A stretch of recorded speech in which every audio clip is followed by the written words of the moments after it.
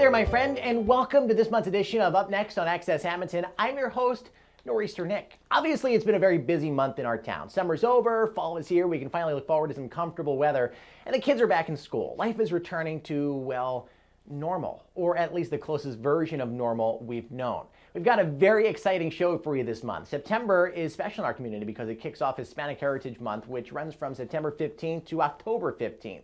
Hamilton is obviously a very diverse town with many different cultures, and we love to celebrate with our friends of all backgrounds.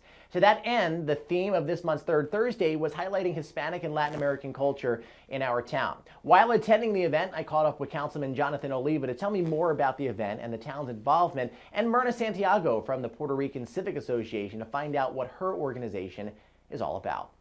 Wow, well, our community, Nick, is incredibly diverse, and that's part of what we get to celebrate here for Hispanic American Heritage Month.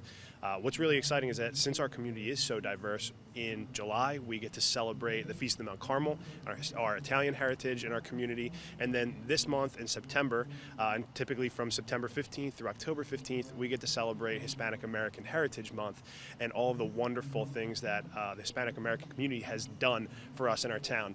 And as you drive through town, you'll see all the various flags, and what I think is really special is that there's so many different flags because there are so many different Hispanic nations that are out there, and they're all very represented in our community. And us being a diverse community, we want to make sure that we're inclusive also of all those individual groups. So it's really a special day, this Third Thursday, and also the entire month for Hispanic Heritage Month as well.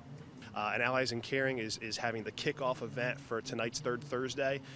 Starting right now at 5 o'clock all the way up through 8 o'clock. We have a series of festivities, and there's going to be various different games, and there's going to be some Q&A, and there's going to be the opportunity to do some crafts and just learn a little bit more about Hispanic American heritage and how it's impacted and continues to impact our community. I think it's important to shine a light on our residents and what they bring to our community. You know, it's really important, and I think it's really special to have everybody out here tonight. So I enjoy these nights. It's not just a celebration, but it's also learning a little bit more, maybe about people who are a little bit different than we are, and learning about their backgrounds and their likes and dislikes. And I like learning, and tonight is a really great night to learn more about our community and to celebrate and cherish it with them. Third Thursday is the Hispanic, it's called the Fiesta theme for downtown Hamilton, and this is the second year that they are acknowledging the Fiesta theme. They've also have the different flags raised in town for all the different nationalities, and then all the stores are also having little events or little specials or something to also bring downtown and mix the culture with downtown Hamilton. I've been here all my life. I love Hamilton. It's a wonderful community. The Puerto Rican Civic Association, even though it's named Puerto Rican Civic, it is really for all the Latinos in Hamilton. My father was one of the founding members. My mother was one of the members. So we really try to reach to all the Latinos in the community. Come out and support us when we have our events, because our events, especially when we do our luncheons, they are really to give a place to go after church and have a lunch, and we're reasonably priced. And you can come and listen to music and bring your family and just kind of enjoy yourself at the club, and then when we do our events throughout the year. Diversity is everyone. From the Latinos to the gay community to the Italians, to everyone, every nationality.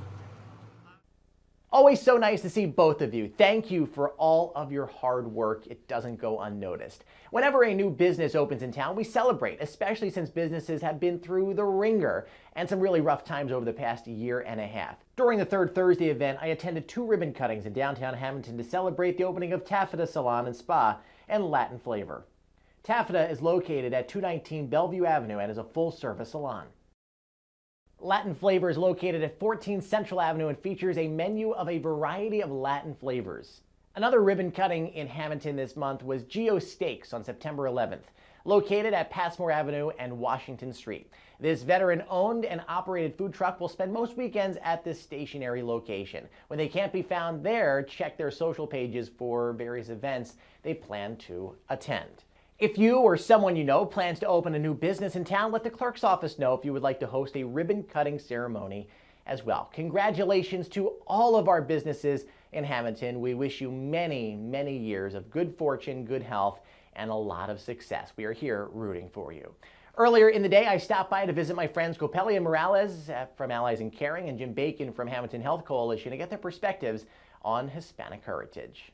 So Allies in Caring is an organization that is focusing on bringing resources and providing a bridge for our Hispanic community and all communities by creating an awareness of different cultures, and different community members are in need of resources and getting involved. I have been a volunteer for about 10 years with Migrant Worker Outreach, so finding a job that I love and I have been doing, it was like a dream come true. I get to interact with the people that I care about and also my community, which I love. I had already been involved in many different organizations, and finding out more about what resources out there and being able to share that was like so rewarding for me. So I love my job, and I tell everyone that I love my job, and they're like, what? I was like, yes, I love my job and I wouldn't trade it. So we create a lot of different events to make sure that, again, we provide resources and that we are here for our community. We are also here to translate and to make sure that if someone needs help, that they can come to us and we can reach out, and either to the mayor, to the police station, to a clinic, that we can provide those services, because we do have them, but it's just the lack of information running. So that's what we do. And we also have programs into like life coaching, making sure that people and their mental health are also stable, and we can provide that assistance. We were able to share our culture, our history, our artists, our traditions. So I absolutely loved it. We had a lot of Hispanic and non-Hispanic come, and I was able to share my culture and why we celebrate some items, or how the meaning behind like the dresses or the dances or our games. So I was able to share all of that and to explain why it's so special to me. So I had a lot of fun. They were able to share some of the traditional dances. We also had the Aztec Dancers, which they do like a ritual for earth, land, and water and sun. So that was very interesting, because even for myself, I have never seen it. To be able to experience that was unique. And we also had the chinelos, which is a dance that involves the community. And there are a lot of teenagers that get suited with masks, and they get to dance and invite the community to come and enjoy them. So that was very special to me, to have the community join something so special and that had so much meaning behind it. I would hope that it means like the step into having diversity, the step into getting to know a different culture. We were so supported by everyone, the community members, the organizations, the town. They contribute so much, and everyone was willing to learn. So I'm hoping that is a step into having a diverse community. I love them. They are from Ada Trillo, which is a photographer from Philadelphia. She got to show this exhibition at Stockton, and I reached out to her and I asked her. I know I was reaching too high, but she did accept to let us showcase them. And they have so much meaning, because she gets herself involved in some of the groups that are trying to cross the borders, and she gets to understand family members or groups or situations, and then she gets to capture that and share it with us. Also, her as a person, so kind, so gentle, so willing to help and also advocate for what's happening on the borders or what's happening in different families. So I absolutely love them. Personally, I can identify and I can see myself, especially in one picture. So I know the meaning behind it, and I know the struggle, and I know what it means, and I know how some of the families are fighting for a better future for their kids. So it's impactful and it means a lot to me. I can identify. So it was nice for me to share that with everyone, and for everyone to get a chance to see what's happening and to know that there's community members that have gone through all of that. So the Hamilton Health Coalition is an organization that's composed by about 10, 12 organizations here in town and outside that we're looking to bring the community together. The first step has been to connect with the Hispanic community, and hence we have 10 connectors. They're all Hispanic, that we are working in making that connection with community and bringing them together. So reaching out, looking at the things that they do, community, where are their needs, has been the primary focus. We started this about 2.5 years ago, and we thought we would stop with the pandemic, and actually made it a pivot point for when the pandemic started, because our Hispanic community was suffering and in need. So we started, focusing on that. We started collecting donations, food, resources for stress and mental and physical health. And that's how it all started. We started connecting. A lot of people started, coming in, learning about what we do and the resources that are available in town. The most challenging is it takes time to build trust. Even though all our connectors are Hispanic, we still, struggle to connect with the different types of communities. We have farm workers, we have people that work in locally restaurants, they're busy. Most of them are working a lot of hours, more than the 40, 50 hours a week, and they don't have time. So it was a lot to ask for them to come in, so we had to go to them. What's the most rewarding part? To me, the most rewarding thing is that it feels good to be able to give them voice and give the Hispanic community voice, just being present, listening to their needs and being able to connect them. It's crazy that, we have resources and we have a need, and there wasn't anything making that connection. We have been doing that. And we will continue to do that. And hopefully with the Hamilton Health Coalition, the goal is to bring the entire community together, because we have talent, we have a lot of resources also in that community. And the Fiesta event is a prime example of what can be done with the group of people if they're given the opportunity. A lot of the pieces that came together are led by this connectors group. It's, again, a group of 10 Hispanic community members of Hamilton that, put in effort, time, and creativity to have dances, to have art, poetry. We have crafts and games for kids. A lot of stuff that the community was able to benefit from. They were the leaders of this great event, and, talent is there. The opportunity arose with Main Street, and this is the 3rd year that we've been doing it. Tremendous work and outreach done every day by both of your organizations. We appreciate your care for our community. You guys know well enough by now that I'm a big lover of food. When I heard I was invited to cook with Christy and the kids over at the Hamilton Family Success Center, I was elated. Now, I'm not much of a cook, but it was a lot of fun helping out with the recipe.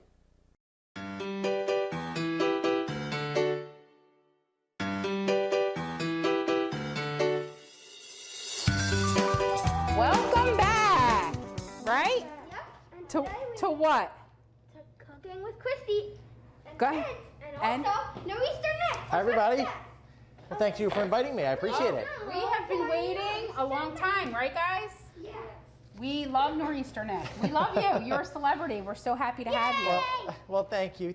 I don't know about that, but look, I'm so glad to be here. Thank you for inviting me. And I'm not the best cook, so I'm probably going to be a little bit disappointing. It's all right. No. I'm going to leave it up to the professionals all here. Oh, thank you. I appreciate that.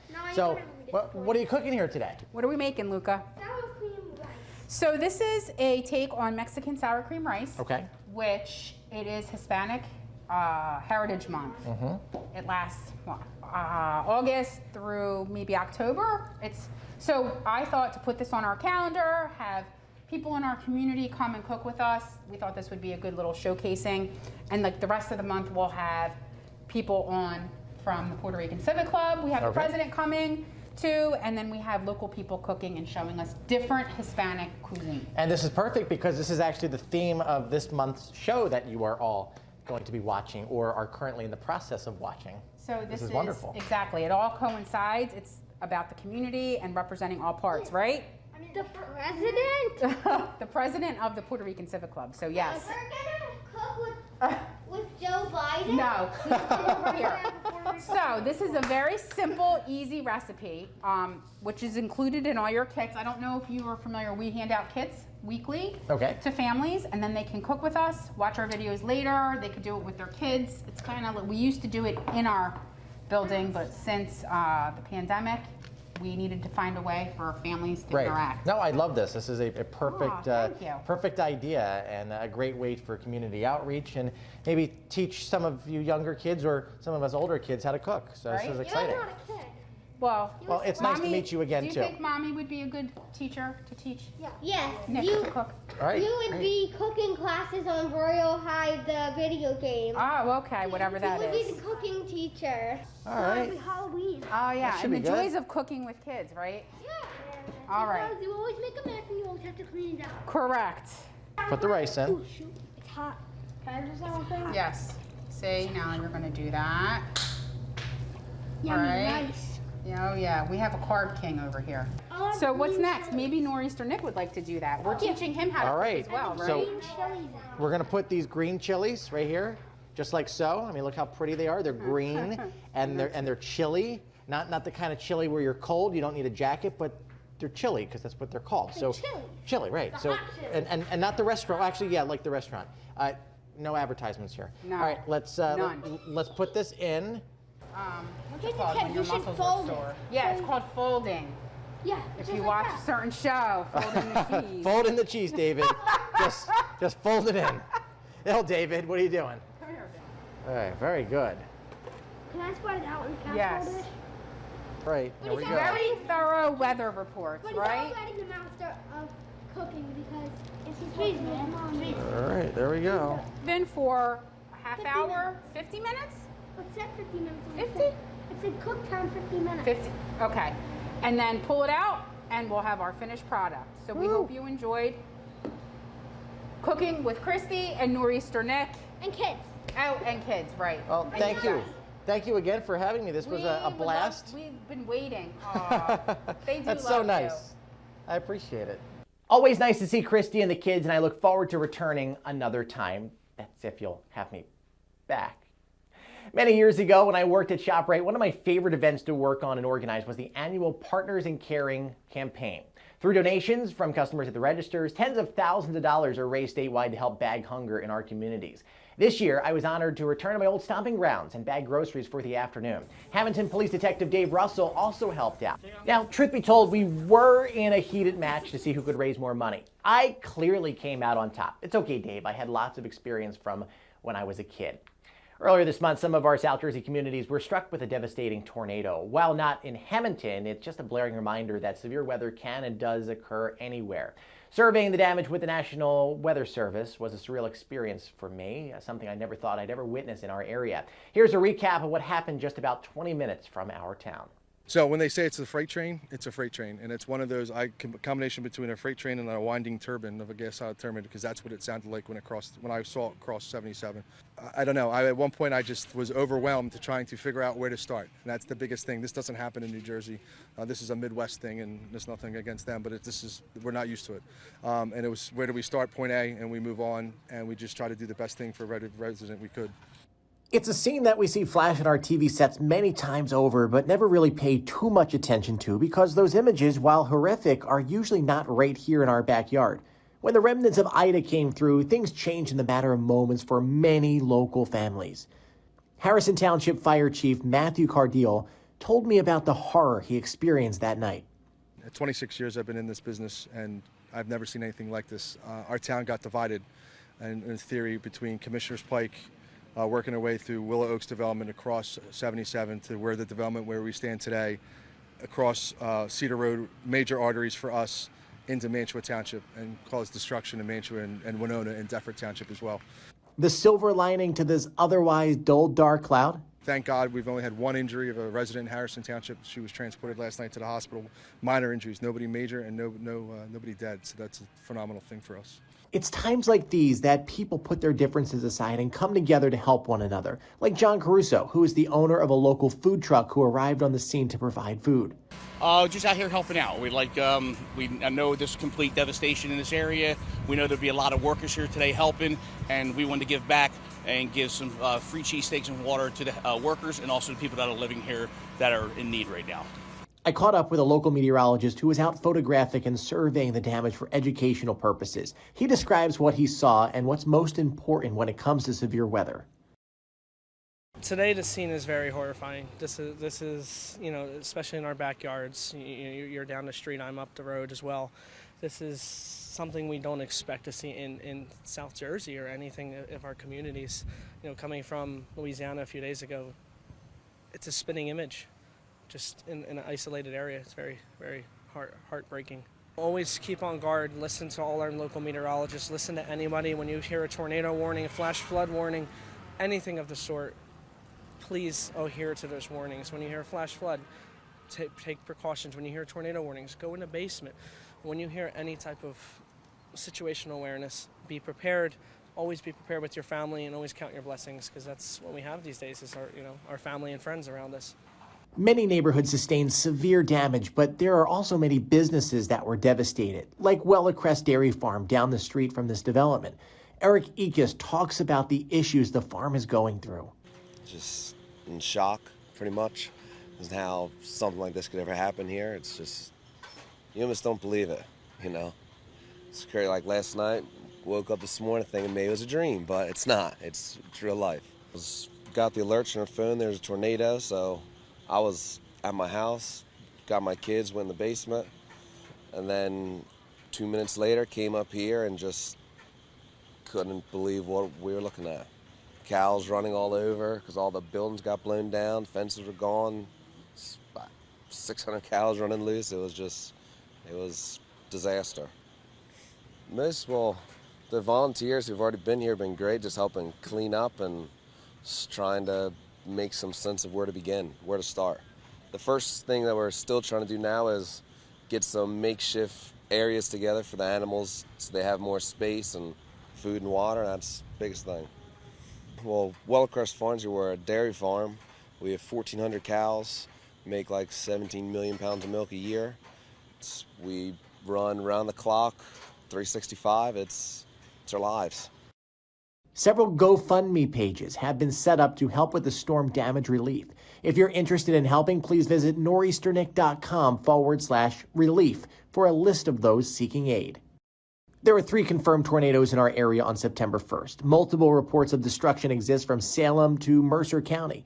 The tornado that ripped through Gloucester County was rated as an EF3 with winds at 150 miles an hour. It tracked over 12 miles before dissipating. Over the past few years, the number of tornadoes has certainly increased, with multiple associated with tropical systems. Now, on average, over the past 50 years, there is 1 tornado per year in South Jersey. We've seen 10 confirmed south of Trenton this year alone. This storm taught us that we are not impervious. We need to be weather aware and have a plan of action in place should severe weather strike our area. Tornadoes are violent storms created by wind shear, which is a change in wind direction with height. These opposing winds create horizontal rotation, which end up being turned vertically when there is enough lift. That's air rising into the clouds from the ground. If you hear a tornado watch, have a plan in place. There's no need for immediate action, but be aware. If there's a warning, then you must act then and get to the lowest level of your home, which could be a basement or crawl space. If you do not have one of those, get to an interior room away from the windows. A bathroom or closet work well. If you're in a mobile home, get to the bathroom, into the tub with blankets and pillows. Severe weather won't be going anywhere anytime soon, and we all need to learn how to live with it and prepare for the damage that comes along with it. Absolutely heartbreaking stuff. Having such a large platform, I knew I had to do something to help out, and I couldn't sit idly by and do nothing. I'm very fortunate to have organized the benefit for those impacted as quickly as possible. Hundreds of people, many from Hamilton, came together to support the cause. Between the dinner and the raffle, we were able to donate over $10,000 to the United Way of Gloucester County. The people of our area will always rise to the occasion when the time calls. Remember, we are always South Jersey strong. Well, folks, that does it for this month's episode. I hope you enjoyed the content. We look forward to seeing you again next month. Before we leave, here's a sneak peek of what's up next. Have yourselves a great night. It is such a beautiful day out here, just walking along in the park. Blue skies, animals in a tree. Oh my God. Are you okay? Oh, who do I call? Who do I call? The Ghostbusters? No, they're not going to come out. The police department. No, Dave's in Wisconsin. Fire department can help me. Hi, yeah, there's a puppy in a tree, and looks like there's a cat. I can vaguely make out the name. Looks like Feo Schwartz. I think it's an Italian Jewish dog, and there's a cat, and they're just like hanging out. Can you help me out? Yeah. Okay, all right, I'll wait right here because they both look sad and they're scared. I don't know what to do. All right, thank you. I'll see you in a little bit. Oh, geez, I can't believe this. There's dogs and a cat and a tree. And hey, Nick, Chief, how you doing? I'm good. How are you? But those animals up there, what can we do? I can't reach them. Well, they seem to be stuffed animals. Oh. See, this is from F.A.O. Schwartz. Oh, I thought his name was Feo Schwartz. Italian Jewish dog. Yeah. Yeah. Wow. Well, thank you. Well, here you go. I'm glad we could be of service. Well, next month is a big month coming up, right? Yes, next month is Fire Prevention Month. Right. So we do all our fire prevention activities. We try and go around to the schools and promote the fire prevention activities. Unfortunately, we're still doing virtual with a lot of the schools, but we are making our rounds to some of the Toddler Town and Dynamic Learning and Reed. So we'll be out doing that. And what about an invite to the fire station? Oh, absolutely. Come on down Wednesday nights. We're around every Wednesday night, and we'll be more than happy to go over any kind of fire prevention safety tips and show you the trucks and everything. And great. So come on down, take a look and see what we're doing. Sounds good. Well, I'm glad you were able to come out for this, and we learned a thing or two, and well, thankfully these are not real, but hey, no. It was a concern that you showed up for. How about you take the cat? Okay. I'll take the dog. Thank you. And I'll see you at the fire station next month. Yep. Have a good one.